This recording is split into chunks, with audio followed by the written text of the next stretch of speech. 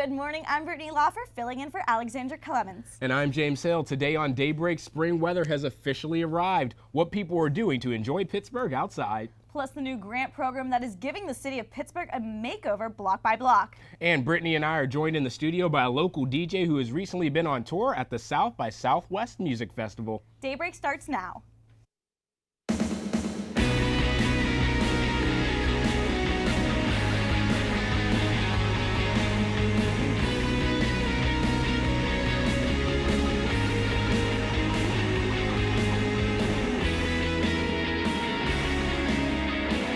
Hey everybody, good morning and welcome to Daybreak. Brittany, it's so wonderful to have you back. Thank you. I'm so happy to be back. It's been a year. It's been a year. It's been a year, guys. She was so nervous, but she's ready to go, and we're aimed for ammo, and I don't know what that means, but welcome back, Brittany. Thank you very much. Spring. The weather today, it's been gorgeous. It was 70 degrees. And then it rained. Praise hands emoji. It rained, It but did. It's warm again, and I don't think it's gonna go down anymore. No, Aaron, hopefully we're staying sturdy with this temperature for the future. So we will stay pretty good with the temperature, but with the rain and the sun, it's going to continue on Monday. Rain and sun with a high of 66. That's going to be pretty good. On Tuesday, we're going to see the best of both worlds with a high of 70, and we're going to have nice bright and sunny with a low of 53. So it's going to be pretty good for the week overall. But the only problem is Wednesday, Thursday, Friday, we will be seeing some rain every single day, but we will still have temperatures in the low 60s and lows up in the low 50s and high 40s, so that could be worse there. On Saturday, we're going to see the sun again, so that's a plus, but it's going to be down to 63. But it's still better than the snow we've been having recently. And then we're going to finish the week out on Sunday with some clouds with a high of 65. Back to Brittany and James over at the couch. Thanks, Aaron. It is so nice to see that spring is finally on its way to the Burgh. I know I love being outside. I love bike riding, running. It's been so great. How about you, Britt? Me too, James. And we are not the only ones who love to enjoy Pittsburgh in the spring. Daybreak reporter Maggie McCauley has more on what people are doing now that the weather has improved. Skies and higher temperatures are bringing people out and about here in downtown Pittsburgh to participate in some warm weather spring activities. Athletes are excited that they are finally able to take their training plans outdoors. That was the case for Rachel and Sarah, who love being active and were happy to take their usual routine outside. Once the weather starts getting nice, it's hard to stay inside and not go for a run. So since it was nice today, we figured we'd take advantage of it. I love to ride bikes, go for a nice bike ride when it's nice out. I've done that my whole life, so I really try to take advantage of that. Running is probably my #1 thing that I like to do, but I have a group of friends from home that sometimes we get together to play like soccer or frisbee outside.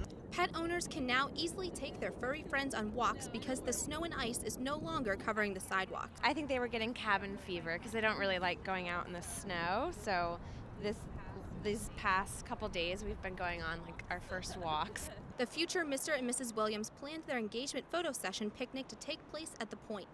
With their wedding approaching in just 5 weeks, they're looking forward to spending the upcoming spring weather together doing the things that they love as a couple. I mean, coming to the Point's a good time and just kind of sitting out and watching the boats that come up and just watching everybody just be outside. It's just a great time in Pittsburgh. It's gorgeous. People of all ages are heading outdoors to pick up the activities they enjoy, such as biking, running, playing frisbee, and so much more. Reporting for Point News, I'm Maggie McCauley. Point Park University is experiencing a change for the 2015-2016 school year, increased tuition. President Hennigan met with the Globe to talk about the increase, stating that it is mainly needed because of the new financial aid budget and the Wi-Fi and technology throughout the school. The higher tuition will also fund the Pathways to Success program, safety upgrades throughout campus, and it will enhance career services by hiring more full-time employees. The conservatory received a higher increase of 4.9%, raising tuition to $34,400. And the schools of Communication, Arts and Sciences, and Business received a 3.9% increase, raising tuition to $27,000. And a new club on campus called Pay It Forward is replacing the Campus Activity Board's Community Service Committee. 3 freshmen, Patty Sorg, Mackenzie Sergi, and Meredith Kubik, heard that CAP's Community Service Committee was being dropped, so they decided to do something about it. The 3 girls, they were members of the committee this past year and had already have big plans for next school year. CAB has fully supported the new club and made their change part of their larger rebranding. They replaced the Community Service Committee with the Pioneer Series Committee, which will offer students accessible, consistent programming.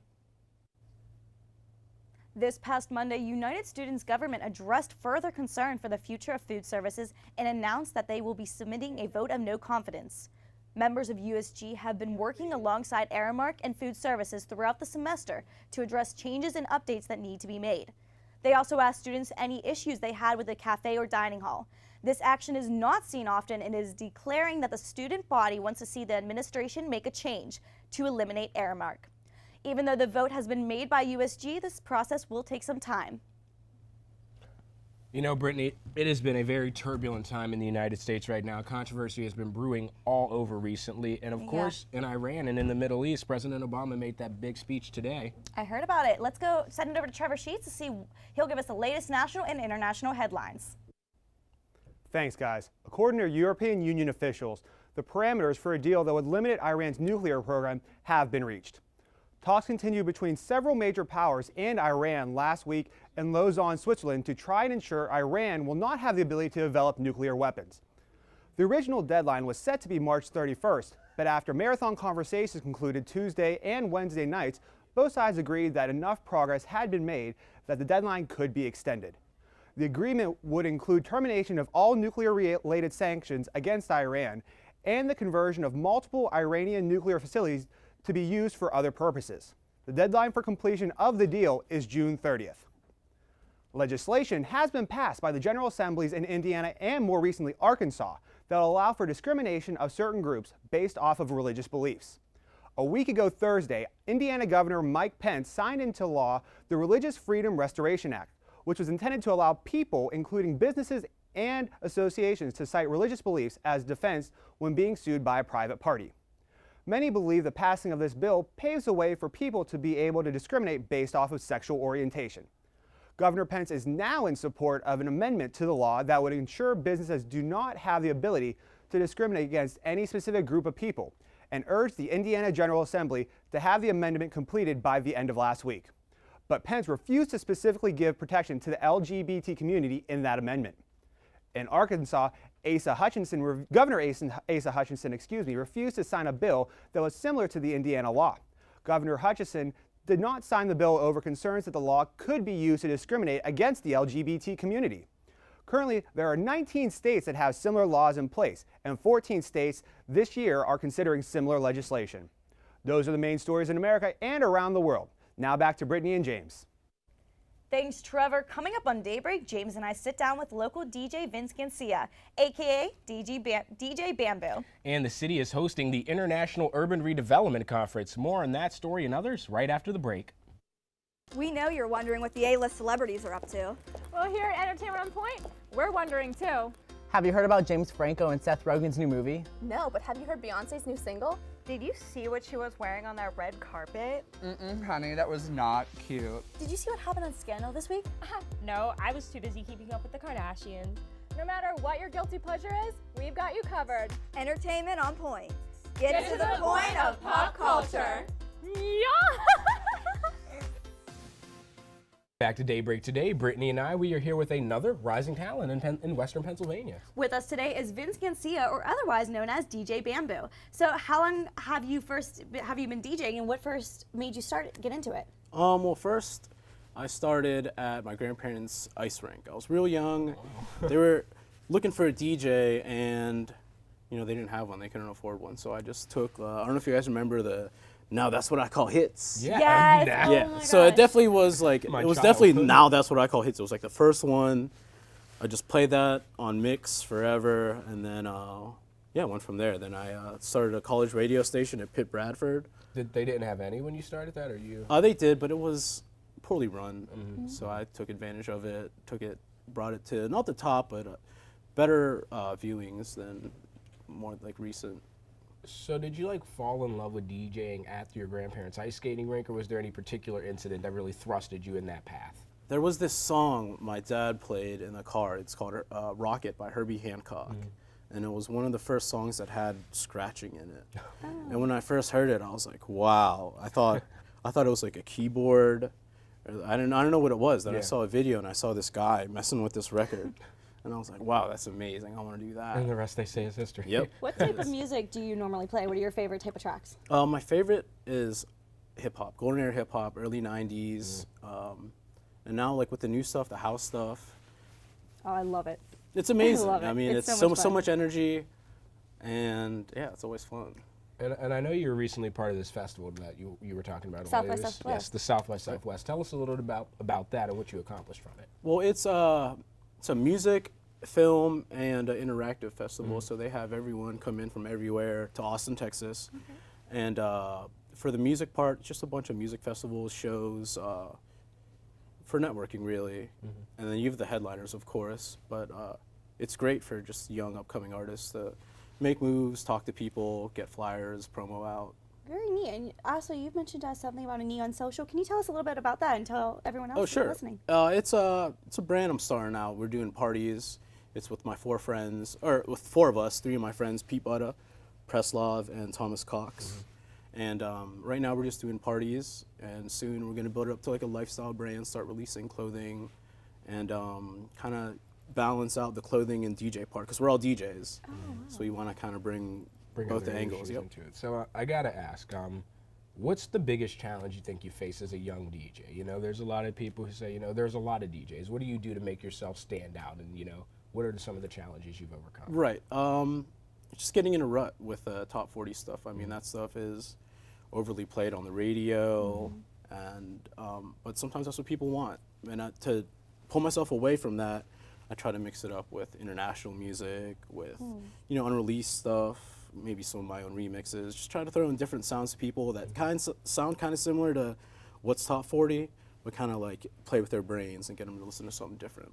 That's fun. And are you going on tour or anything? What's coming for you? Oh yeah. My friend Beatty, he's a rapper. We're going on tour this summer, hitting New York, Erie, Detroit, Boston, and Ohio. Those are some pretty big stops for. Is this your first tour around? Very first tour. Those are some great stops. Dream come true. Yeah. So another thing I have to question is, what do you think your personal like music inspiration is? Like everyone has that, you know, one artist who really inspires them. Who would that be for you?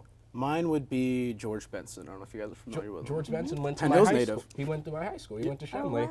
That's it. On I knew Broadway. he was from the area, but I didn't know where. He's amazing. Amazing guitarist, keyboardist. Just musically, his sound is so peaceful. You know. He's gonna be. Is it in Heinz Hall? I think he's gonna be in town. I'm not sure. Yeah, he's actually gonna be in town next month or next week Pittsburgh or something. Here. Yeah, we should go see him. Let me know. Yeah, he's a very talented man. I definitely agree. That's incredible. And I think that's about all we're going to have for right now. Yeah, well, it was a good talk. Thank you for joining us. So much. Thank you so much. It was a pleasure meeting you. Thank you for joining us today. Coming up on Daybreak, the city of Pittsburgh is about to go under some more renovation. Figure out what program is trying to make the city look better, one block at a time. And baseball season is finally here. Find out when the Pirates are going to be back in town, coming up after the break.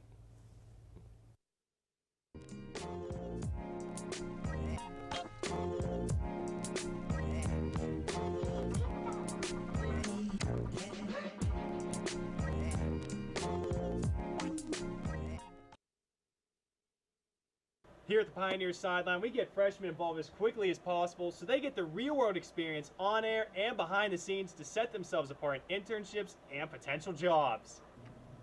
Blaine, where is that video? I needed it in KeyPro like yesterday. All right, I got you, Chris. But I had a quick question for you guys. What do you mean the questions? It's always a question. It's always a... What? Where is he? Blaine. Blaine! Freshman, you can't find any good ones anymore.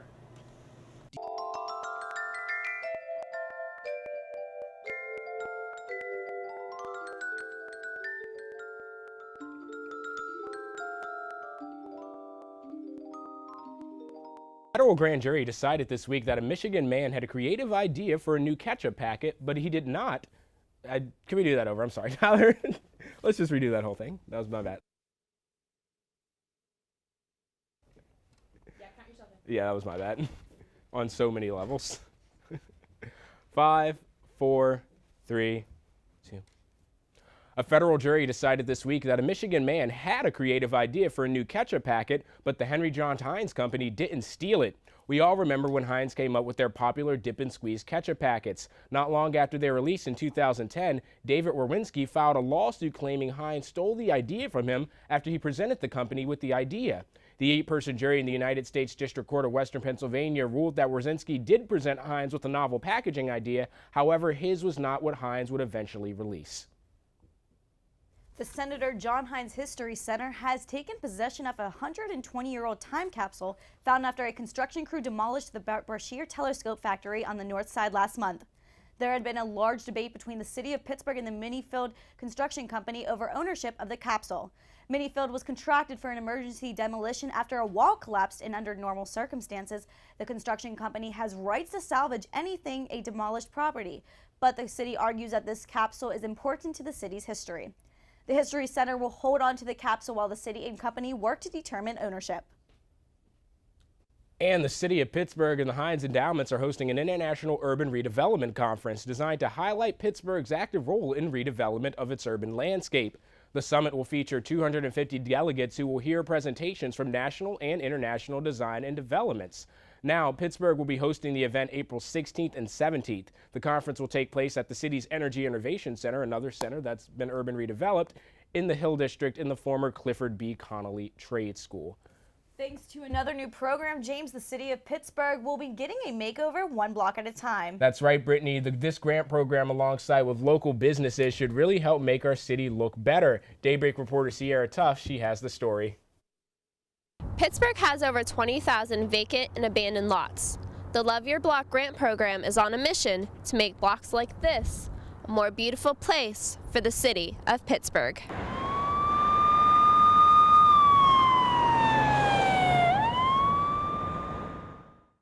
Love Your Block is a competitive grant award program for neighborhood organizations across the city of Pittsburgh to fix up vacant and blighted lots. The program has been around for 4 years with 2 seasons each year. When neighborhoods have a large number of vacant and blighted lots, that signals a lot of crime, some distress in the community, and need for resources. So fixing up vacant and blighted lots help to bring the community together, instill a sense of pride, reduce crime, and make a beautiful space for the community to enjoy. Love Your Block is privately funded by PNC, People's Gas, and the Home Depot of East Liberty. They receive over 50 applications and award grant money to 15 organizations. Overall, it helps create more beautiful spaces, and often city government is on a tight budget, so these types of programs encourage citizens to find their own resources to help fix up their communities whenever the officials are under tight budgets. Soldiers and Sailors Memorial Hall and Museum is one of those organizations to receive a grant. In a nutshell, it means everything. Soldiers and Sailors Memorial Hall and Museum is operated by a nonprofit organization, a trust. So we rely on funding for just about everything that we do. Doesn't look like much now, but in a few short months, Soldiers and Sailors will turn into a vibrant block of greenery for their Memorial Day celebrations. New mulch will be added and flowers will be placed around the property. The plans for this money will be used this spring, definitely for the outside enhancements. We look for the hopefully future relationship with Love Your Block and the city to do this again and again. We've come to rely on it the last couple of years. Look for the next wave of Love Your Block recipients in early fall, late summer. Reporting for Point News, I'm Sierra Tufts. The Pirates are back, Brittany, and the Pens are still fighting for the playoffs. I cannot speak today, but you're better at it when you talk. We'll see about that. That's right, James, though, and the nation is going to know tonight which men's basketball team is the best in the country. Here's Blaine King with your sports headlines. Blaine? Thanks, Brittany and James. Tonight ends the madness. Tonight, the NCAA Division I Basketball National Championship at Lucas Oil Stadium in Indianapolis is set to tip off at 9:18 p.m. Only question remains, who will be crowned national champs? Will it be the Kentucky Wildcats making history of becoming the first undefeated team to reach 40-0? Will Coach K and the Duke Blue Devils win their 5th national title? Will Bo Ryan and the Wisconsin Badgers win their first title in over 70 years? Or will the Cinderella team, Michigan State Spartans, led by Coach Tom Izzo, complete the run and capture the school first title since the year 2000? We will find out tonight. And now we head to the ice as the NHL playoffs are right around the corner, and the Pittsburgh Penguins are looking to go into the playoffs on a high note. They're coming off of playing 2 tough home games against division rivals Columbus Blue Jackets and the Philadelphia Flyers. The Pens, who all but wrapped up a playoff berth, are fighting with the New York Islanders, Washington Capitals, Detroit Red Wings, and the Boston Bruins for a number 4 seed in the Eastern Conference. The Pens' remaining opponents are against the Ottawa Senators, the New York Islanders, and the Buffalo Sabres. And finally, the most anticipated day of the spring is finally here, opening day. The Pirates, who look to make another run at a World Series title, are in Cincinnati for a 3-game series against the Reds. Opening pitch is set for 4:10 this afternoon with Francisco Liriano on the mound for the Pirates. After this series, the Pirates will travel up to Milwaukee, where they will play the Brewers for a 3-game series, and then they will finally return back to Pittsburgh for their home opener next Monday against the Detroit Tigers. Well, that's all I have right now in the world of sports. Now I'm going to send it over to Noelle Barnhart with your entertainment headlines. Thanks, Blaine. Singer Avril Lavigne has announced that she is suffering from a severe case of Lyme's disease. Lavigne tweeted last December that she was out of the public's eye due to health issues and asked her fans to keep her in their prayers. This tweet obviously sparked a lot of speculation. In an interview with People magazine, Avril said she's feeling 80% better. She has been living in her home in Ontario with her mother and her husband, Nickelback's Chad Kroeger. The roast that Justin Bieber had on Comedy Central had social media going crazy last week. I think it's safe to say that the most surprising roast guest had to be Martha Stewart. Martha gave Justin prison dating advice and told him how to make a shank. I guess Martha can roast in and out of the kitchen too. Twilight star Robert Pattinson is engaged to his singer-songwriter girlfriend, FKA Twigs. The secret engagement was accidentally exposed by rapper T-Pain. T-Pain dropped the news when he was being interviewed about his co-worker, saying, quote, "She's on tour so much, and every time I call her, she's in a different place. And she's engaged now, so that's about to be a whole nother thing." T-Pain tried to cover up his comment by tweeting it was an April Fool's joke, but People magazine confirmed Pattinson is indeed proposing to FKA Twigs. That's what's big in Hollywood. Now back to Brittany and James. Thanks for that, Noelle. Earlier this week, Alex and I, we actually sat down with 2 very great members of USG, and we talked about all sorts of great things coming up in the university, the tuition increase. It was a wonderful interview that you guys are going to get a chance to see now. Take a look, guys. Welcome back to Daybreak. Alex and I, we are joined by 2 members of the United Student Government. Thanks for coming by, guys. Oh, no, thank you, problem. guys. Yes, we are here with Cy Banks and Gabe Dubin. Thank you for joining us today. Could you tell us a little bit about the Student Concerns Committee? So, well, the Student Concerns Committee is an offshoot of student government as a whole, and basically the purpose of the Student Concerns Committee is to take in any concerns, issues, compliments that the students have with the university in any capacity. So that could be anywhere from food service, Wi-Fi, you're having a professor that graded you poorly and you aren't receiving the help from him directly. They can come to us, and then we can really be their advocate. Well, yeah, I can only imagine how many concerns you get on a daily basis. So, what do you do once what's the process? Say you get a concern, about the Wi-Fi. What's the process then? What do you guys do? Well, actually, we really do like that if you guys say, hey, our Wi-Fi sucks or our Wi-Fi is not working, you have to please tell us where it's not working, because we can't say, okay, the Wi-Fi sucks, but we don't know where. Yeah. So, we can take the steps to be able to say, hey, talk to this technical person and then he can help you out. And if that doesn't work, then you come to us. We're going to further follow up with it to make sure that you know that it's not just the administration that's doing anything. It is a student that is trying to help out, and we do understand the concern. So you said that you sometimes get concerns about teachers grading poorly. What would you do about that? Would you talk to the teacher? So we wouldn't talk to the teacher directly. We would either talk to student conduct. So if there's any issue with either Title IX or discrimination against a student in any way, but we would either talk to them or our Dean of Students, Keith Palo, and just alert them of the issue. And usually when those sorts of things happen, a report might have been written about it. So just kind of alerting them to something that they might already be dealing with, but if not, kind of alerting them and then letting them go through the proper administrative steps to deal with that issue.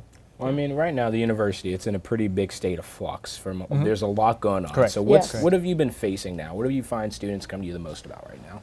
I don't know about you, but a lot of people came about the bus passes and that we used to have them and now we don't.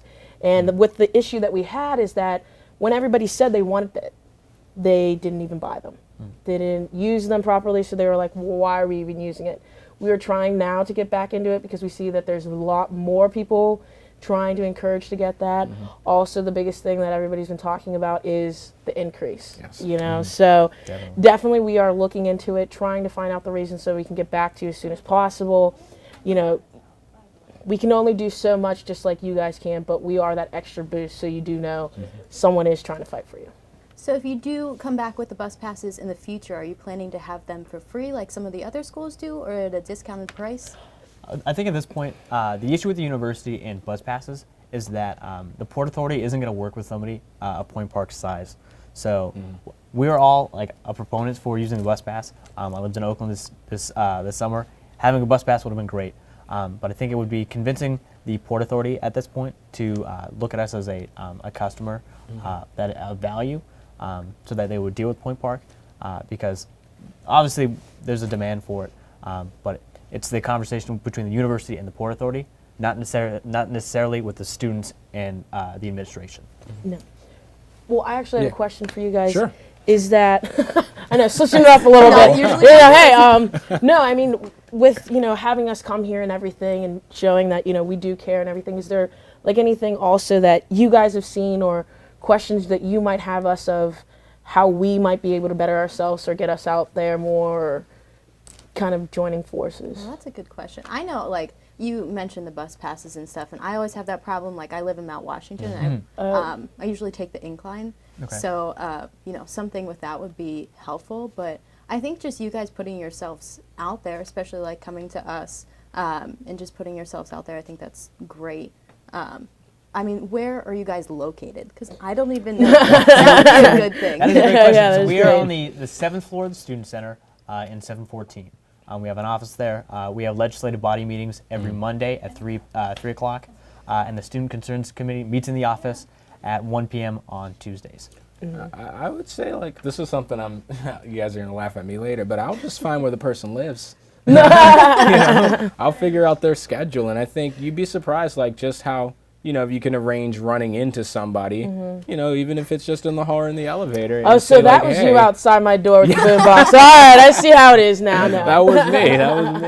And an issue that we run into is that, we want to represent the students as best as possible, but there's a lot of lack of engagement with students. So partially why we're trying to get ourselves out there is so that students know that we're available and can see that we are here and want to help them. And like with getting somebody's information, we have to go through department heads that may or may not give a list of constituents to the senators, so that they can start asking them questions. So it's kind of an uphill battle. Well, yeah, I'd agree with you in the sense that of course, we all have complaints. We always have complaints about something or another, and it's very sometimes difficult to figure out, who do you go to with those complaints. You can't just like call people, or you can't just go to the offices and just demand to see a person. So having this gap between the students and the administration, I think, is going to be really helpful for the university. Moving into this very big phase, there's a lot of people upset over various things. So having a forum for you guys to connect, I think it's a pretty wonderful use of our resources. Yeah. No, definitely. I totally agree with what you're saying. And it's also, I kind of think of the camaraderie of saying, like, you know what, let's all join together. Not just because we're complaining, but also we can further it into other type of school spirits and go further from there. We're about running out of time, but I got one quick last question for you guys. Some of the non-students who live in the downtown community, the tuition increase that's had everybody talking, if it is for the advancement of the Playhouse, is that necessarily a bad thing? Is it the city asking really the students to take the brunt of, what is going to be a massive construction of a neglected street in our town for the general improvement? What would you respond to that? So with the Playhouse, there's kind of a lot of misconception around where that funding is coming from, and I was personally at the unveiling of the Playhouse and the discussion of where the funding is coming from, and it's all going to be from private donors. Private donors, okay. The tuition increase is not related to the Playhouse. Well, yeah, that's something that goes around pretty frequently. Yeah. But guys, we're about out of time. Thanks so much for coming. No one ever asked us questions. Everyone just I like that. We like to switch it up. Yeah, just a that little. was really fun. Well, thank you guys so much. Thanks, guys. That was a great interview. It was. Did you guys enjoy it? Yeah. Everyone Yeah, loved I it? did. Well, I want to thank you guys for being with us this morning. It was a great episode. I think it's definitely one for our memories, not getting locked in the Disney Vault anytime soon. Yeah, and I was so glad to be back. Thank you guys for having me. We missed you so much. Thank you. It was such a great time. Bye, guys. We'll see you next week.